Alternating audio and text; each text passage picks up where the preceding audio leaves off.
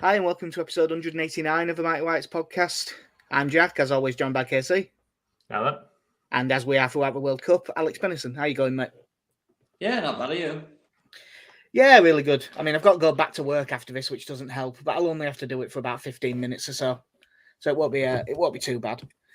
KC, you all right? Yeah, not bad. Totally didn't space on the time of this or anything. No, we're not 6 minutes late for any reason whatsoever. And I mean, I know that you were all sat at home with bated breath waiting for us to go live because it's pretty much the highlight of everyone's day. But we've made you wait. As always, Simpsons title. This is a lovely fajita. Yeah, that's got nothing to do with it either. That fajita, nothing to do with anything. By the way, Casey, what's your least favourite country? Italy or France? France. Nobody ever says Italy. Thank you for backing me on that one, because that is from my favourite ever episode of The Simpsons. Yeah, that's why I didn't bother telling you that was coming. I knew you'd know it. So, to steal a line from Tifo Football, England 3, 0 Senegal. Okay, then. Really good performance once you take the first half hour out of it. Built us way into a game, I guess. I mean, we didn't want to show everything off before, we get to the later stages. Yeah, that's definitely it. We were holding something back because you don't want the French to know that we actually could have put 9 past them. I wouldn't go as far as I was ever worried in this game, because the first half hour where we weren't great, Senegal did look like they had a little bit of a threat, but they never looked great themselves. But once they sort of got going, England did look very much in a different league to Senegal in this. Is it the most stress-free England knockout game you've ever seen? Ooh, was it more stress-free than the Ukraine game? Oh, good. Yeah, that's a good one, actually. What did that finish? Was it 4-0? Yeah, I suppose the other one is probably... I'm just trying to think, sort of, as we were discussing this sort of after the game, I have a massive blank of England between 2012 and 2016. So I can't remember what we actually did and didn't do. Nothing. But before that, sadly, my last good memory of winning a knockout game fairly resoundingly seems to be 2002. We beat Denmark 3-0. Yeah, there was I think Rio Ferdinand scored a header. I think that was one of the goals. I can't remember the others, but Will Ferdinand has still been at Leeds, and that's why I remember. I believe he was at Leeds for about 4 more weeks. Yeah. I'm going to say, I think after 2006, leading up to our 2018 World Cup run, I don't think we won a knockout game. Didn't get into Euro 2008, knocked out by Germany in South Africa, then didn't go through in 2014. 2012, I think we were knocked out in round of 16, and I think 2016 is when Iceland knocked us out. Yeah, it wasn't a good run. So it was nice to see just a solid win. Say, first half hour, not great, but luckily, everyone was completely on board with the selection, so no one was surprised when Jordan Henderson rocked up to make it 1-0. That shit bastard Jordan Henderson coming into the team. What's he bringing to this team anyway? I must admit, don't get me wrong, we have all seen Liverpool fans on Twitter. They are very precious and stuff. As a fans, the Leeds fans are a bit like that as well, but not to the same extent.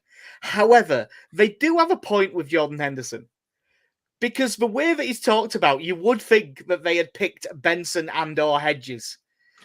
I think someone listed off that he is now say we went on to win this World Cup.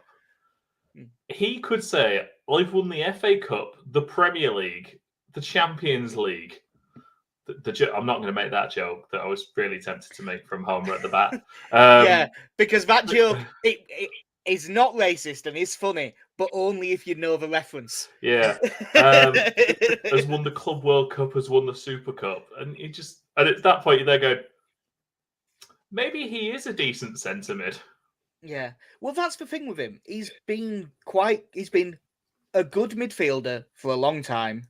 I think he's probably not as good as he was a few years ago. So now he is still a good midfielder who isn't quite as good.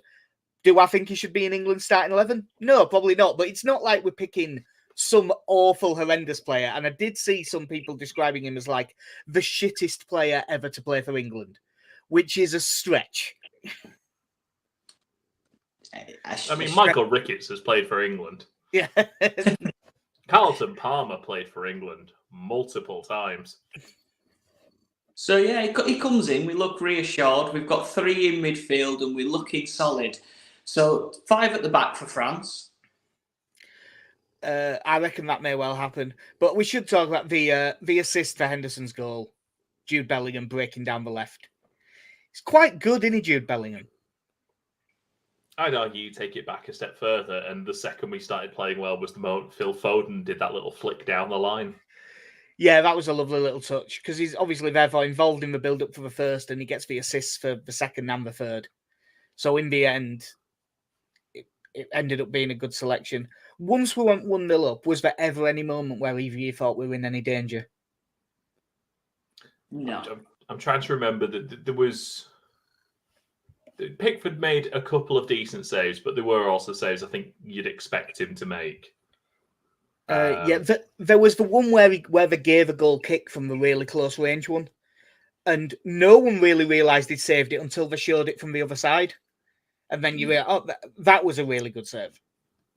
The other one was a good save, but one you'd expect him to make. 1-0, obviously going in at half time. If we'd have been 1-0 up, it's a good half, but not great. And then the timing of Kane's goal to get the second right on the stroke of half time. Good counter-attack. Foden delays it for a while, plays the pass at the right time. And to be fair to Kane, he's a good finisher, never looked like he were going to miss. There was no trickery involved with that finish. That was just a striker who, oh God, I've not scored for 3 games. I'm going to hit this as hard as I can. Yeah. And it was just a solid finish, exactly what you want from him. And there's a lot of players in this World Cup that could learn from just putting your foot through it, but we'll probably come on to those games in a bit. And then the second half, England, again, looked way the better side. And then a lovely bit of football that sets up Saka for the third, and it's a really good finish as well. That was a really nice goal. Yeah, at this point, England are just rolling and playing some really nice football, and I suppose at that point it's that really frustrating thing again of England have won. Yay, Gareth Southgate's doing brilliantly. Just wait till we lose to France.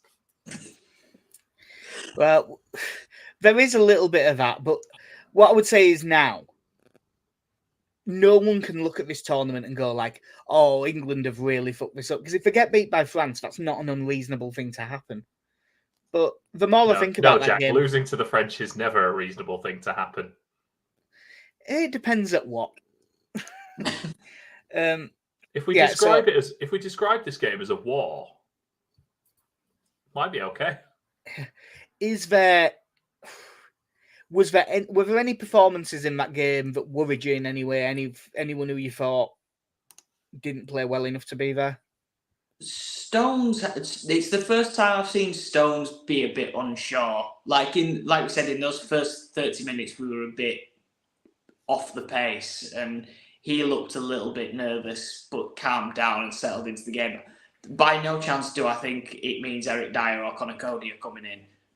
But he was the only one, I think, out of that starting 11 that I kind of looked at and went, oh, he doesn't look 100% ready for this game. Mm. Yeah, he missed it. I think he missed a few challenges, and his distribution wasn't particularly great. But fortunately, he did it in a game where ultimately we were very comfortable. So you just got to hope it's kind of one of those. He's got it out of his system. Yeah, really solid win. And then we'll go on to play France, which we'll talk about more later. But they got through with a 3-1 win over Poland. I believe my prediction for this was 3-0, and then Poland got to have 2 penalties in the 96th minute. So that was a little bit annoying. If we were comfortable during the second half, France were just as comfortable, but they had slightly more scare because Poland should have gone 1-0 up. Yeah, Poland played really well for the first 45 minutes and the first 10 minutes of that second half. They kept them at bay, and France didn't really look like they were going to create much. And then out of nothing, Olivier Giroud scores and becomes France's top goal scorer. Yeah, it's a hell of an achievement for Giroud. Obviously, it is easier to score a lot of international goals now because there's more games and stuff. It does make it a little bit easier. But he was like a fourth division player that wasn't in anyone's academy or anything. So to end up top scorer for your country is a hell of an achievement. Yeah, it's kind of, what is it? Giroud, Henry, I think it's like Benzema next, then Platini. So decent company to be in. And obviously, I know the reason why Benzema was dropped, but imagine how many goals he'd have if he'd have actually played that whole time that he was blacklisted from their national team. Yeah, I've just looked. He's got 37 in 97 caps, and there's a lot of years that he didn't play. For what it's worth, third is Griezmann, 42, then Platini. Oh, okay. Then Benzema, Trezeguet, and then Kylian Mbappe on 33. Just as a reminder, Kylian Mbappe is 23 years old. Something tells me he might end up top of that list.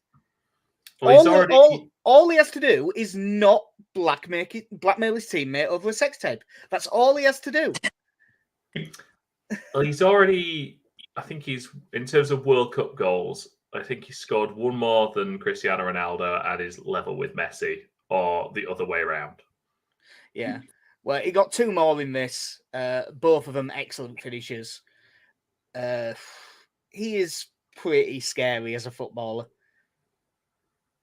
It's a really good job England haven't picked up any yellow cards in this tournament, because I imagine a number will be picked up trying to deal with him. But I did see something about that. Is it actually none in 4 games? Yep. Yeah. And as you said on during the game, Jack, 4 straight clean sheets at the World Cup as well. Yeah, 4 straight clean sheets. Because those goals for Van scored don't count. Yeah. What was it? Well, that was after the game. By that point, I'd have had 6 pints, 7. Not drunk, but drunk enough to forget 2 meaningless goals at the end of a game. That was a while ago. I've watched a lot of football. Obviously, Lewandowski gets a penalty in what turns out to be the 99th minute. What was more pointless, that penalty or the penalty shootout between Leeds and Crewe in the JPT? Where both teams were already out no matter what. Yeah. I mean, Lewandowski's first attempt at that penalty was with all the effort of a man who knew he was going home anyway. Yeah, this is something we talked about in the pub, but I might as well bring it up here. If you completely stop your run-up like that, should the keeper be allowed to come off his line? Because you've made the keeper come off his line, really. Yeah, and it's the same for the players running into the box. They shouldn't be penalised for you stopping. Yeah. I mean, don't go in and throw a slide tackle, but... Because that was the thing I hadn't realised about that, was that one was... Was it that game? It was retaken because the keeper was off his line, when also one of the French players is about 3 yards into the penalty area when he strikes it as well. Yeah. I think that they wouldn't have called it back for that because he wasn't, he didn't become relevant. But, obviously, I mean, Lloris was 2 yards off his line, so they have to do a retake. But I'd say, have you ever gone back, not even deliberately, just seen it somewhere, and seen the penalties from the 2005 Champions League final between Liverpool and Milan? When the goalkeepers are just... Oh, I'm sorry, I was thinking of it's either 2002 or 2003, which is when they had to bring in the rule for keepers coming off the line because the keepers... Yeah. That was Milan as well, I think. Was that Milan Juve? Yeah, I think so. Where the keepers are about 3 yards off the line by the time the penalties have been struck. Well, when Dudek saves Shevchenko's penalty in Istanbul, Yurtsi Dudek is about 3 yards off his line as well. It just looks weird though now because it's one rule that has actually been pretty successfully implemented. It looks weird when you go back and see it. Because I think when Sachain saved he saved Messi's penalty, didn't he? Was that in the group stage? Yeah. And because I think when they showed that, it was like the very edge of his heel was just on the line. And I think that's fine that it is a part of your foot has to be on the line. Yeah, because you do need to take that step forward to get momentum. Yeah, it's like bowling in cricket. Any part of the foot but in that it's any part of your foot has to be behind the line, but it can be a centimetre. It's fine, so long as there's something. Yeah, France won comfortably. On to what for Alex probably was the end of the World Cup in terms of him being truly invested. Japan won, Croatia won. And an actual, one of the very rare things, an actual correct prediction from me. Do you think that, just like before we get to the shootout, do you think a draw was about right? No. I was on the treadmill while I was watching this and forgot that I was on the treadmill when Japan scored and just completely stopped and then almost came flying off. Yeah. I was so invested. Perisic's header is the worst part. I don't even care if we lose to France now. Perisic's header is the worst part of this World Cup for me. It's a really good header from Perisic. I was going to say, taking aside your feelings, taking aside your feelings, that is an excellent header from there. No, fuck off. I found Japan quite funny in this game. To be honest, I thought they started very well, and then probably from about the hour mark, they would have just like 5 minutes where all of a sudden they just flood forward again and they press really well and put Poland under a lot of pressure, and then they just drop back again for a little while. It was just like little waves almost that they sort of staggered it in. Gotta catch your breath. Yeah. Come on. This is the first game that Kamada really took centre stage for Japan and controlled it and held that midfield. And I know that he'll be linked with every team under the sun now, but Endo in the middle as well for his tackling. He was everywhere for 120 minutes. And it seems like such a shame for that Japanese side to go out on penalties the way they did. Yeah. I'd agree with you if the penalties weren't so god awful. Yeah, Japan's penalties. I thought that I actually put in our little group chat that I thought that Japan had enough bottle to win this. It's just that on penalties, Croatia have better natural ball strikers and a better goalkeeper. So I thought they'd win. However, I don't think it turns out Japan did have the bottle for it based on those penalties. I thought that they were terrible penalties. No, there was no conviction behind any of their strikes. I think the only one that did have conviction was the one that went in and he put the keeper the wrong side. But it was almost as if they just thought they were going to sell the keeper and just be able to place it every time. And they didn't believe in themselves. Yeah, first penalty was Minamino, wasn't it? And when he stepped up to take it, I tried to get on a betting company's thing to back the first penalty, but they'd already to back it to be a miss because of just his body language, but they'd already suspended it. Because he just never... It looked like just, here's a load of pressure, and it looked like they'd just given it to some bloke. He looked absolutely terrified. He'll be disappointed given the amount of time he spent playing in Germany as well. Fucking Jermaine Jenners. I've always thought with penalties, especially if you... Because with most of those penalties, they were the penalties of people not with much confidence, clearly. But if you're going to side foot it, put a bit of height on it then, because they were all at such easy to reach heights. Like if you are going to go for that side foot, fuck it, curl it into the top corner.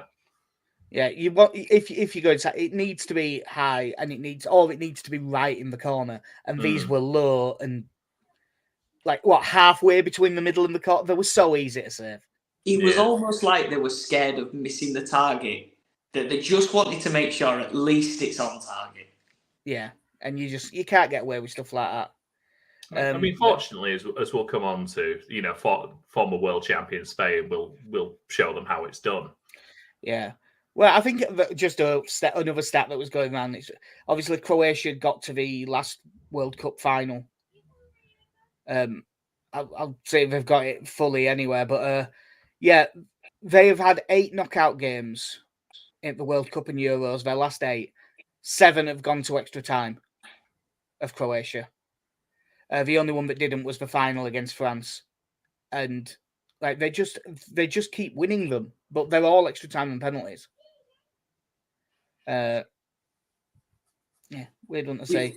It was one of those things when we were watching it as well for Perisic's goal. You know when a commentator says something and you go, well, he's going to score now. Like, he just brought up the fact, he's level with Suker on international tournament goals with 8.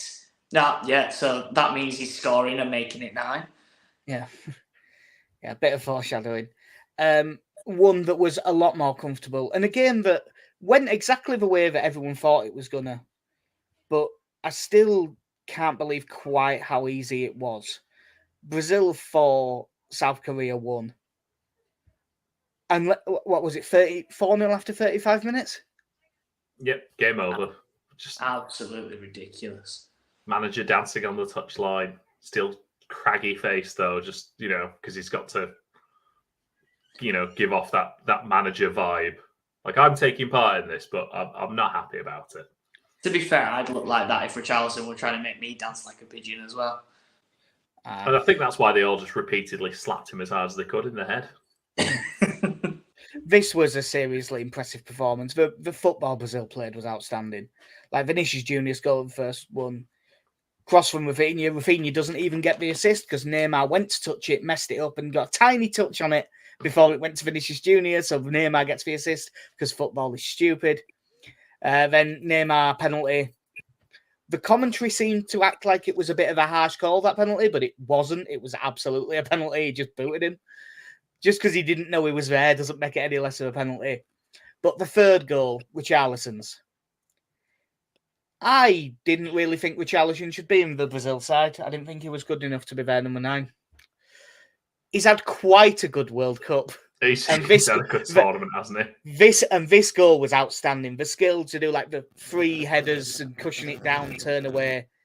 Then, whoa, someone's echoing. The third man run, just little pass into, was it Thiago Silva with the little pass as well? That's so perfectly weighted for Richarlison, just passes it in. It was such a good goal, Alex, that your Dom, even he went, it's a good goal. Football. Yeah, even he was able to notice that was good. Yeah, they turned it on and knew that after. Not to take anything away from South Korea, but after 3, it was probably enough to see them through. And then Paqueta's goal just kind of rubber stamped it. That were a great finish as well. To be able to control that and keep it low is a fantastic bit of skill. They're going to be. We knew they were going to be dangerous, but I think any team that comes against them now is going to be worried. Yeah, definitely. That was. I mean, the second half isn't really worth talking about. Brazil stopped trying, and South Korea got one, and technically they won the second half, which I'm sure is what the team talk was, because I'm sure the cliches in South Korea were the same. Come on, lads, still 0-0, win the second half. But yeah, it was that first half from Brazil was. It was for me. It was still the best 45 minutes I've seen, but there's another one coming up that I really wasn't expecting, but which could challenge it.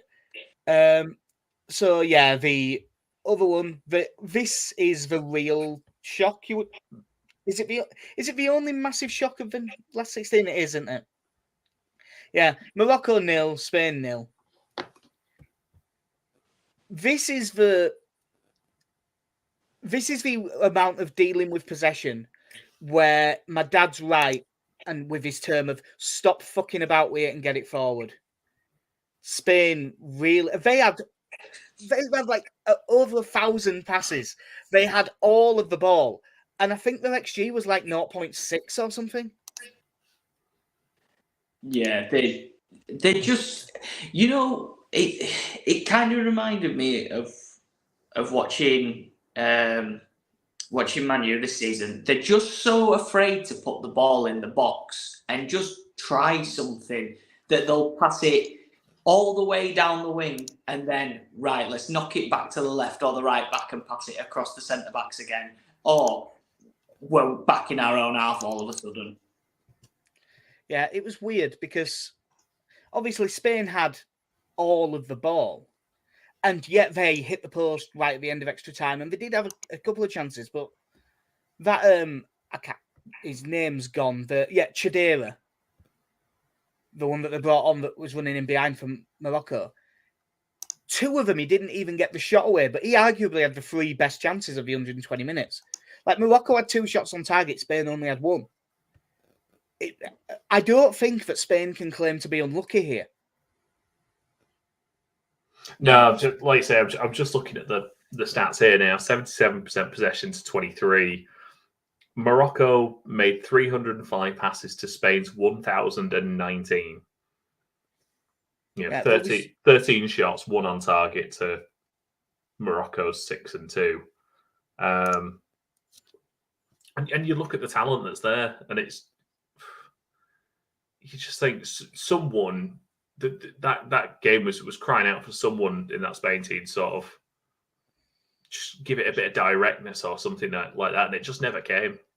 Yeah, like when they brought Morata on, they did look a bit better because they had that actual someone who's a real striker going for it, but it didn't make them that much better. Like I just thought, like Spain, if you play that game again, Spain probably do end up winning it. But I thought Morocco defended. I mean, it's not surprised they defended well. The defensive record has been really good. But you would have looked at that Spain team and thought, they've got enough to break these down. And they just didn't. And then it came to the penalties. Luis Enrique said Spain had taken over 1,000 penalties to practice between the squad. Well, you wouldn't know it because their penalties were goddamn awful. I mean, I did like by the end when they went, right, Sergio Busquets has been there. He's done it all. Except for take penalties, really? Clearly not. Yeah, another case of some very, very bad penalties. Well, and in Morocco's case, some excellent penalties. I saw a video the other day, and it was going back through the last time Spain were in a penalty shootout, and it was showing you the penalty takers. They've not really had a history of great penalty takers when it comes to tournaments. Like, their starting 2 for the last time was Sergio Ramos and Gerard Piqué. So the forwards aren't comfortable in that situation. Ramos is a weird one because Sergio Ramos has taken like 40 penalties in his career and only missed a couple. Like, he does take a lot of them, but Piqué is a weird one. Yeah, and like I think the other 2, because I think they only had 4. One was Cesc Fabregas, and obviously he's not playing anymore. And I think the other one was Jordi Alba. So it is defensive mindset, and they took Jordi Alba off. I know he got a bit of a knock, but I do think it's a shame that they didn't give people like that Nico Williams that took Nico Williams off and brought Sarabia on, who ended up missing the first penalty. Yeah, never bring a player on just for a shootout. It never. If you want to bring a player on with penalties in mind, especially a forward player like this, do it 10 minutes. Do it at 110 minutes, so they've got a bit of time. If you bring him on just to take a penalty, and in his case to nearly score the winner as well in the 121st minute, it's always going to be difficult. But Bunu, the hero. If you save 2 out of 3 of when it's supposed, you're always going to be man at match. But like, it's not like there were difficult saves. I just thought the penalties were shit. Yeah, definitely. And then finally, of course, Ashraf Hakimi has a giant cock. Now, the being cool under pressure like that, all joking about genitals aside, do you think it's because even if he missed, there were still big favourites? So it just freed him up to do it? Or do you think he'd have done it anyway? Yeah, I suppose you're still 2-0 up at that point, aren't you? So yeah, you would still be, even if Spain then scored. Still only a penalty away from winning. You'd have been even if Spain scored, you'd be 2-1 up after 4 each. Yeah. So you'd still be massive favourite if it does go wrong. Yeah. And like, I ripped into him. Well, I say I ripped into it. I put into the message into our chat, and I was like, "What was that celebration about?" Apparently, it's a celebration he does with Sergio Ramos when he's at PSG.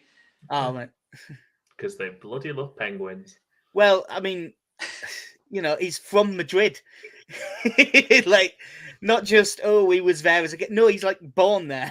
Like, that's what. So they'll have been fuming. All the Real Madrid accounts that I saw were tweeting out just pictures of Sergio Ramos because they were all fuming that he didn't get picked, even though he's not there anymore. And they were going, that would have made the difference. The problem was that they had 120 minutes of all the ball and didn't create much. Now, Sergio Ramos is very good on the ball, and he probably would have scored a penalty, but it wasn't the centre-backs that were the problem. It was 0-0. It was such a strange Spain squad to see Rodri playing as the centre-half, though. Yeah. I think, to be honest, in this game, it was fine because they had all the ball. It would have been interesting if they'd have been playing, say, France or someone like that later in the tournament, then seeing him at centre-back. Would have been weird. All it's really done, I think, is give hope to Calvin Phillips at Man City that maybe Pep Guardiola will watch that and go, "Oh, I can play them both." And then the final one, of which I'll admit I haven't seen the last half hour of this because I was asleep. But start of it, Ronaldo dropped. Everyone up in arms. That's the entire story. Guess what? Portugal are now good. By the way, I had this for 0-0. I really did not see this cut. I thought this would be such a tight defensive, just scrappy game. No. No, it was an absolutely fantastic performance from in the circumstances where it could have fallen apart for Portugal and with people squabbling and stuff like that. It was an absolutely fantastic performance. Again, started really quickly. Fantastic goal from Ramos. That first goal. Who just, to use a technical term, he just twats it into the top corner. Yeah, I saw someone, I heard someone say something earlier, and I think it's right. One of them where someone hits it and it hits the side netting, but it looks for all the world like it's going in. This was like the opposite. When he hit it, it looked for all the world like it wasn't going in, and then it went in the top corner. Because at that power, on that angle, it didn't need to curl much, and it curled just enough. It was such a good strike. Yeah, it's a great thing. I mean, all you have to do is look at Jan Sommer's face after that goes in, and he even knows like there's nothing he can do about that. Sommer is stood on his near post, and he still can't do anything about it. It's such a good hit. No, great story as well because he's come in for, I think they said it's his first international start. Yeah, they said before a hat trick. Before that game, it was something like he's only had 35 minutes of international football. Yeah, they did say so. Like it was like his fourth cap, but the others were all 10 minutes at the end and stuff like that. And now you're here replacing Cristiano Ronaldo. Yeah, Leeds are already on the PR train going, "Oh, we were one of the ones in for him last summer. Will you stop fucking lying?" We're getting like Arsene Wenger with, "Oh, we were going to sign him." So long as we don't get like Arsene Wenger with other stuff he started saying. Yeah. He's obviously, I mean, he's got 9 goals. He's top of Liga NOS for goals this season for within that Benfica side that are running away with that league. But I mean, he could have only dreamed of having that kind of impact on the team. And it's not just him, because I think all of Portugal's forwards in this game kind of gelled well together. Like Bruno Fernandes had a more influential game. Bernardo Silva seemed to just click and come into possession. And even wing-backs, like, who knew playing an informed Diego Dallo at right back would work so well? Yeah, I mean, that's sort of the underrated big call. No Cancelo. Consuelo. Obviously, because there's no Ronaldo, no one really notices. But not playing Cancelo, I'd have never seen that coming before the tournament.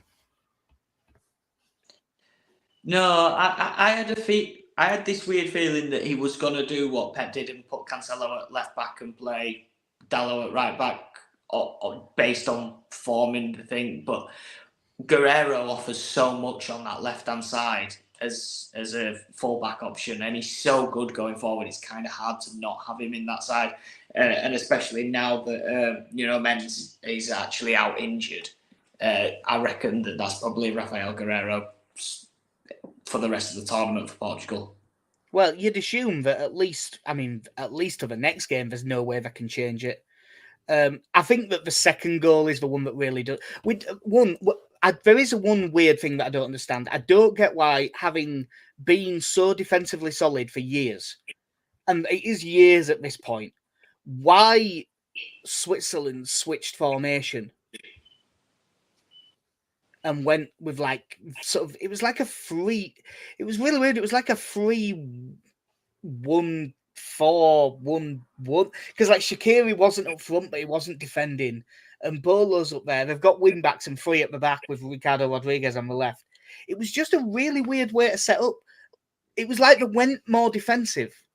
But the normal formation, their strength is the defence. Why have they changed it?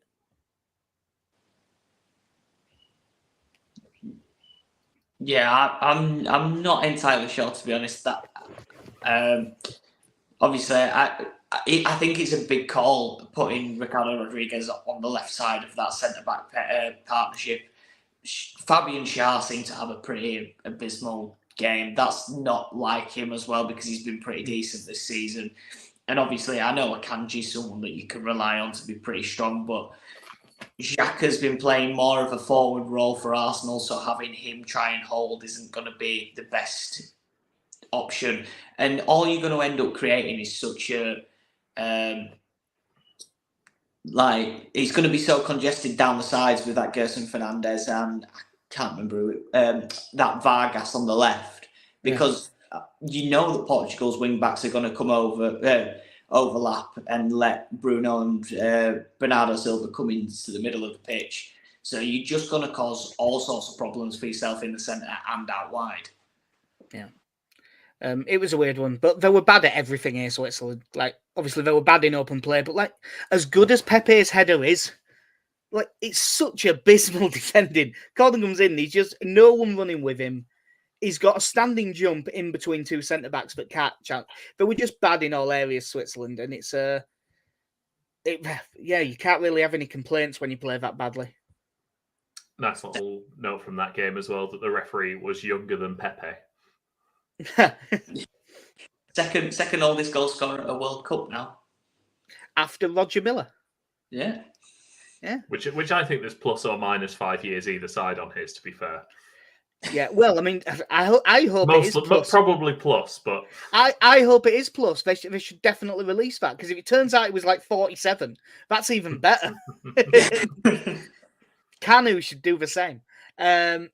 So from those quarterfinals, is there any like particular thing that has come to you out of it? Like any spicy hot takes that have come out of it? I think this might be Messi's last game at a World Cup. Ooh. Do you think they get... Well, then I will slightly flip the order and we will start with Netherlands-Argentina Friday at 7 o'clock. because we have actually got time to do this.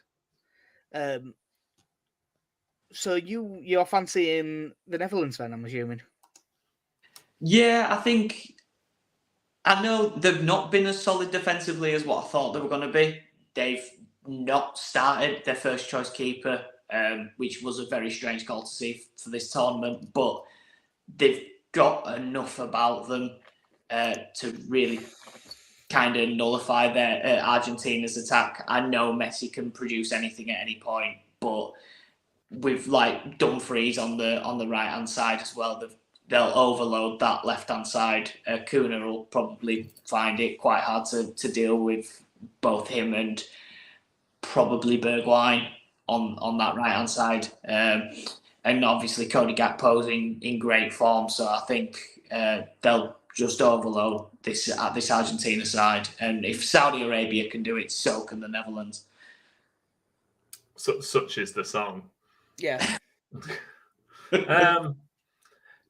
Yeah, it's a tough one because I look at the Argentina team and there's a number of players that are knocking on, and I know there's kind of you've got these attacking players that are full of experience. Then you've got like Martinez, who isn't really the goal scorer I think they need, and then you've got Alvarez, who started that game against Australia, who is probably someone at this point in his career that you shouldn't be having to rely on once you get to a World Cup quarter final. I know they've got Angel Di Maria on the bench, who might come back in, but I can't say I've been massively impressed with him in the World Cup. I feel like Argentina are a team there to be got at.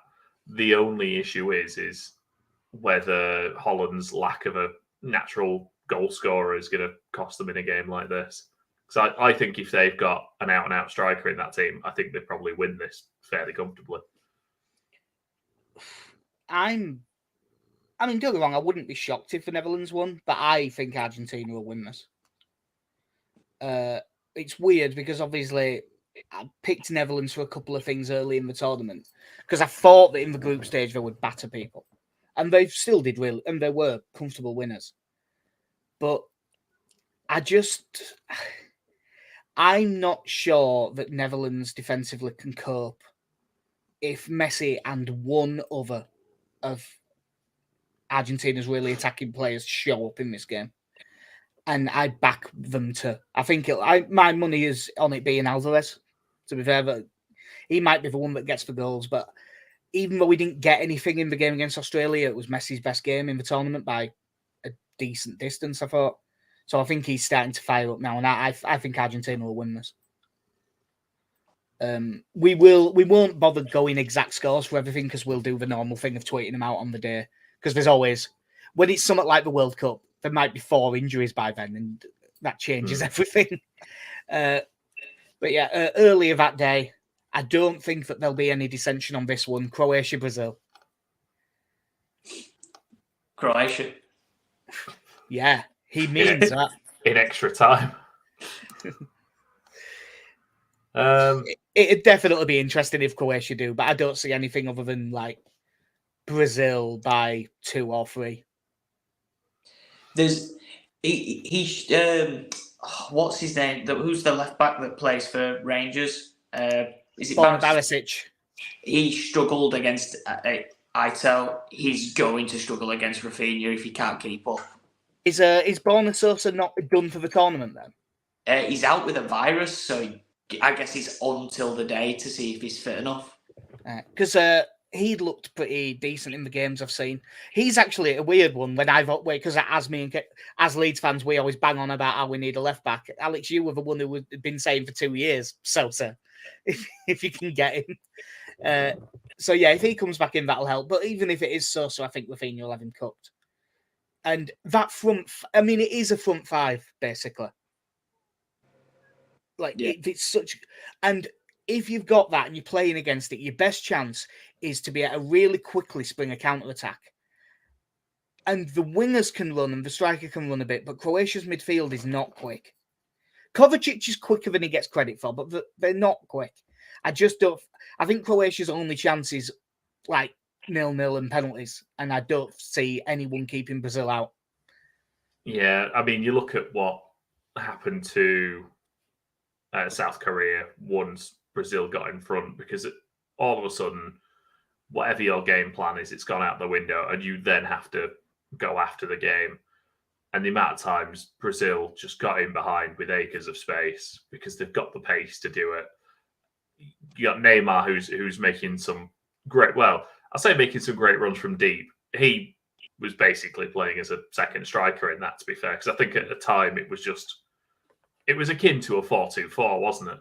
Like at times you would just see the Brazil front four just stood with their South Korean defenders. 4-2-4, and one of the two was Paqueta, who was basically up front as well at times. So it was more 4-1-5. Yeah. So yeah, the longer you can keep it 0-0 and just keep it tight, the more of a chance Croatia will have. If that, you feel like if they go behind in the first 20 minutes, it's going to be an uphill battle for them. It'll be interesting to see if they decide to start with Kramaric this time, because the front three looked a bit leggy against Japan. Petrovic came on and didn't have the effect that they expected him to. So, like, they've got a big problem up top of Croatia. And if they're going to have to defend against Brazil, but two, it's not like Brazil are slouches at the back either. Now, I suppose if you can get at them, Casemiro is a very, very good CDM, but he will be left very isolated. And Thiago Silva, as much as he's still good, he isn't what he was. So and I don't think that the fullbacks are particularly good either. I think maybe. Like I was saying about John Stones earlier, it was probably a good time for Luka Modric to have probably his worst game of the tournament as well, because he never got going in that game. There's a lot of wayward passing from him. So again, hopefully that he'll kind of have that out of his system and can do something for them. But I'm not holding out much hope. Yeah. If I'm right with my predictions, I think a Brazil-Argentina semi-final could be quite tasty. Or is that the final? I can't remember. I think that's the semi, isn't it? Yeah, that's the semi. They're on the same side. Yeah. Yeah. Saturday, 3:00, Morocco, Portugal. Before Portugal got 6, I was sort of thinking, yeah, they've a chance here. And I still think they've got a chance, but I think quality will tell. I think that this will be tighter than Croatia-Brazil, but having seen this version of Portugal, I have to fancy him to win. If he's got the bottle to keep Ronaldo out of the side again, there's no way he picks Ronaldo. Unless like Gonzalo Ramos gets injured, there is no way that he picks Ronaldo. I mean, they played that well. It'd be really tough to argue putting him back in, especially to drop the guy who got the hat trick. It's well. The thing is, Ronaldo's he's put himself in more bother, because instead of going over to the Portugal fans while all the rest of the team did, he just walked off and went down the tunnel. So no, he's really, that doesn't sound like him. He punched a kid on the way out as well. But yeah, he's not. By the way, legally, no, he didn't. Okay, it was a foul. But yeah, I can't see them recalling him. If he's got the bottle, he's got to keep it the exact same starting 11. There's a possibility that maybe Rafael Leao gets himself a start, because every time he's come off the bench, he's looked electric. But if they are 0-0, he's the kind of player you want to bring on to run against a tight Moroccan defence. Yeah. We didn't really mention that, but it says a lot about their attacking talent that he isn't starting, because he's a fucking great player.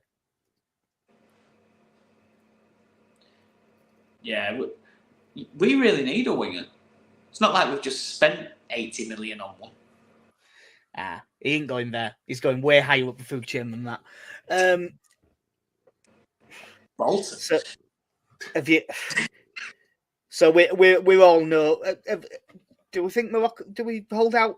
What sort of level of hope do you have for Morocco, say compared to Croatia? Strangely more, but you looked at the confidence with which, when they did have chances, that quite often they were just running out of time and just getting closed down, weren't getting shots away. But they've only conceded 1 goal in the tournament. If you can keep up a decent defense in this and drag it out for as long as you can, then yeah. Although again, I imagine it'll be quite demoralising if it's 0-0 on 70 minutes and then Cristiano Ronaldo comes on. Yeah. Right. So I think that my thing is just starting to lag a touch, by the way, which is a bit annoying. But we're on the last game. England, France. Obviously, on paper, the French have got a ridiculous squad, but it isn't quite what it was. Obviously, they've lost Kante, which is a big loss in centre midfield. As much as a pain in the arse, Pogba is brilliant on his day. They don't have him. But Giroud is a great focal point, and then having Mbappe on the left is terrifying. Dembele, when he's on it, is nearly as talented as Mbappe. He just isn't always on it. Griezmann has been like a man reborn playing in this deeper role. He's been excellent in every game I've seen. They've got so many good centre-backs that there's 10 outside the squad that would make ours. Just going back to earlier when we were talking about Giroud and the French top scorers, are they going to have 3 of their all-time 6 leading goal scorers on the pitch at the same time? Yeah. Damn. That's good, that. Our third highest goal scorer is Harry Maguire. you love to bring that up, don't you? It's like you think... I know, but now that Raheem Sterling's not even there, so now in that team he's the second. Yeah. Oh dear. To be fair, I'm saying that I don't know if Marcus Rashford might have overtaken him now that he's got a few goals. To be honest, at this rate, it might be Saka. Yeah, because Saka's got 3 in the tournament, so he might have had 3 before. The centre mids are also like the 2 deep centre mids will probably be Rabiot and Tchouaméni. That's also very strong. As I would, Theo Hernandez is good, but defensively, I don't think he's the best. Saka versus Theo Hernandez, I think is probably his best bet for like really getting at him. And as much as a good goalkeeper, Hugo Lloris isn't what he was. He's been their weakest point, I think. This whole tournament has been Lloris. Like he's not looked confident for quite a while. The only other weak point that I think comes from that team is the fact they've not got an out-and-out right back and they're playing Jules Koundé there. Yeah. If they sort of half shift into a 3 in possession, which I think they might do a lot of the time, that could be very interesting for Foden. It might really free him up.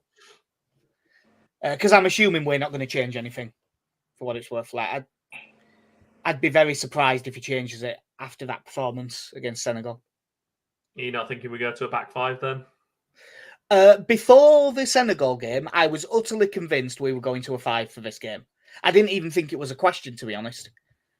And then we played, and I thought, if we sit back, France, and play a 5, I just think France are just good enough that they'll score their couple. I think our chance of winning this is like, I think if we win, it's England and both teams score. Yeah. Yeah. I think our best bet is basically just stick Rice on Griezmann, and Rabiot's not the best defensive-minded midfielder, which will give Bellingham a bit of room to move around, depending if they decide to stick Tchouaméni on him or not. But if we go to a back 5, we're leaving that midfield open for them to really pick us apart. Yeah. And Henderson, one of the big strengths about having him in for this game, when Liverpool were at their best, his job was right side of a midfield 3, providing cover to the right back. Now, in that, it was because Trent was fucking off up the pitch. In this, it's because he's going to need a lot of help because Theo Hernandez and Mbappe down that side, mostly Mbappe, but Theo Hernandez is no slouch either. You want your right centre mid to be willing to drop right in and really get between Walker and Stones and drop in to help, but just sort of shield him and be in front of him when they're running at him. And he's going to have to do a lot of work. I'll put it this way, I don't think he'll be the one bombing into the box to score like he was against Senegal. I'd be surprised if you see him within 25 yards of goal outside of a set piece. No, I think that's fair. I think, ultimately, I think there'll be a lot of there has to be a lot of consideration goes into just how do we stop Mbappe. I think with Giroud leading the line, I think it's the whole thing of his career. Really, is that he is clearly a good player, but he's not unstoppable. It's just a case of making sure you're 100% focused on it. Don't just mark him sensibly. Don't lose your concentration, and I think we'll be fine with him. It's Kyle, just wherever Kylian Mbappe goes, go with him. Yeah, in the same way that I think our right winger has a chance of getting joy out of their left back. As much as I think Luke Shaw's quite a good player, but if Dembele's on it, I think he'll have Shaw on toast. To be honest. The thing is, Dembele's going to have to do a lot of covering as well because Shaw likes to get down that left-hand side. And the weird thing is, I don't think he will. That's one of the reasons I think he'll be able to score. I think Shaw will just get 2v1s and they'll then get breaks because of it. They'll get Dembele versus Maguire. Yeah, so I think they'll take that chance. Yeah, Harry Maguire to get carded might be a decent bet there. Yeah. So as we're just coming up to the hour, that'll be about right. Obviously, my heart says England are going to win, but I reckon France will have this. Boo! Oh, I'm going to back my money will go on England, by the way. But I think I haven't made my mind up on a final score, but we have to put as work predictions in really early, and I went 3-1 France. Well, I think this ends up being quite a close game, to be honest. I genuinely, as daft as it seems when you sort of pick apart our starting lineup of an aging Jordan Henderson that's not been in the best form for Liverpool, one central defender who's started one game since August in the league, another central defender who's been shifted to right back for his club because they need someone, so he goes there. And you can do that, with a few players, but they've looked like, the USA game aside, I think they've looked really positive in this. And I think the good thing about the Senegal game was that we saw them not playing well for half an hour, and then they were able to find that next gear, which I think was the big problem most people had with the USA game. Wasn't necessarily with the result, was that we never were able to shift the momentum in any way. Whereas we found that, and I don't know if that's. I'm going to pin it all on Phil Foden being there. To be honest, it was him. I'm telling you, that flick ball down the line for Bellingham. That's when England started playing well. This is when he gets dropped for Rashford. Yeah. Yeah, I mean, I know. I was going to say that actually about the Portugal game with Ronaldo in regards to when there was people calling for Rashford to stay in the team after scoring against a poor Wales team. Be even harsher, because he did get dropped. Be even harsher if Ramos got dropped out of all that for Portugal. Hat-trick in a World Cup knockout game. No, out of the team. Yeah. It means nothing. So, are you going with heart? Are you going? Do you think that England will get through this? I think so. Yeah. I say that like I'm really confident about it. I think it'll be a very close and nervy game, but yeah, I think we get through it. I reckon this is a draw after 90 minutes and we nick it in extra time. Well, that'd be a fun Saturday because obviously every single person in the world is going to be either at home watching it or in the pub watching it. There is no one who's like such a shit football fan that they might have to go to like a meal or something like that instead of watching the game. Because KC, like we're down at the pub, aren't we? Yeah. And Alex, you're coming, of course, right? Fuck it, yeah. Poor old woman sat at her birthday meal and no one's there.